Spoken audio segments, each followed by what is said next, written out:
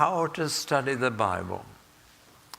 Well, let me begin by saying how not to. There are a number of ways that people read the Bible. One is what I call the lucky dip. Do you know what I mean by that? It's amazing how many use the lucky dip method. Like a man Judas went out and hanged himself. So he quickly changed the Bible and he went, go and do thou likewise. That's no way to read the Bible. And then some people treat it like a dose of medicine. 12 verses a day keeps the devil away, you know. And so they duly read their little bit just to keep the devil away. Some people treat it like a horoscope. They're reading in the stars. They read it and hope that something in it will just fit their life today. Don't try and read the Bible like that. Sometimes it might work, but God didn't intend you to read the Bible like that.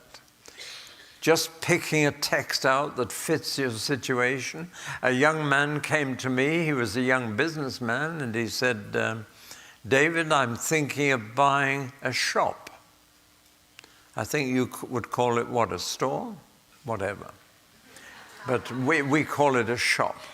And he said, I want to buy a shop in the middle of Birmingham and turn it into a coffee bar for outreach to young people in Birmingham.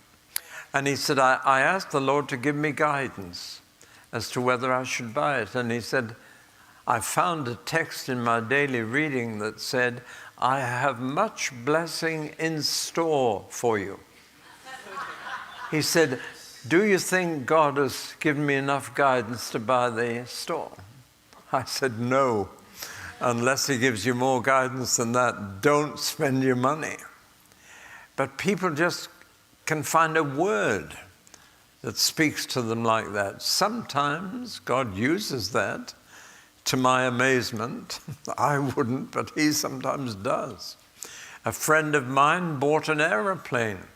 £3,800 he paid for it, second-hand.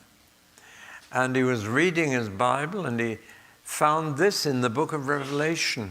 I saw an angel flying in the midst of heaven to take the eternal gospel to the people of the world. And he believed that was a word from God. And so that aeroplane became the beginning, the first plane of a missionary air force that is now operating worldwide, called the Missionary Aviation Fellowship. And my first flight was in that plane. And I have to admit that God used that word, but it's about an angel, it's not about an aeroplane. But he took it as guidance, and God has honored that Air Force, and that was just after World War II. And the first crew of that plane are still alive, and I'm in touch with them even today. But it's not God's usual way of guidance. And if you try and find some word that will just fit your situation, you might, and you might not. Many people try and use Bible reading notes of some great preacher or something. Well, I'm afraid if you use Bible reading notes, I won't guarantee it, but I think you will read the notes more than the Bible. You'll read the passage for the day and then you'll study the notes. I want people to study the Bible. Not notes about the Bible, that's being spoon-fed by someone else. I want to encourage people to get into it for themselves and discover its treasures for themselves. So there are ways not to read the Bible.